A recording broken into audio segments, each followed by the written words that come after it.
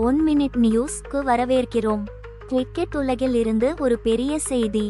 இந்திய கிரிக்கெட் அணியின் தலைப்பு ஸ்பான்சர்ஷிப்பிற்கான ஏலங்களை BCCI அழைத்திருக்கிறது. ஆனால் ஒரு முக்கியமான நிபந்தனையுடன். அரசின் புதிய ஆன்லைன் கேமிங் சட்டம் 2025 காரணமாக BCCI தற்போது ரியல் மணி கேமிங் மற்றும் கிரிப்டோகரன்சி நிறுவனங்களை இந்த செயல்முறையிலிருந்து முழுமையாக விலக்கியுள்ளது. இந்த முடிவு தற்போதைய ஸ்பான்சர் ட்ரீம் 11 தனது ஒப்பந்தத்திலிருந்து விலகிய பிறகு எடுக்கப்பட்டது. ஏனெனில் அரசாங்கத்தின் கட்டுப்பாடுகள் ட்ரீம் 11 தனது ரியல் மணி கேமிங் செயல்பாடுகளை நிறுத்தும்படி கட்டாயப்படுத்தியது. BCCI இன்படி ட்ரீம் 11 மீது எந்த அபராதமும் விதிக்கப்படாது, ஏனெனில் இந்த முடிவு அரசாங்கத்தின் சட்டம் காரணமாக எடுக்கப்பட்டது.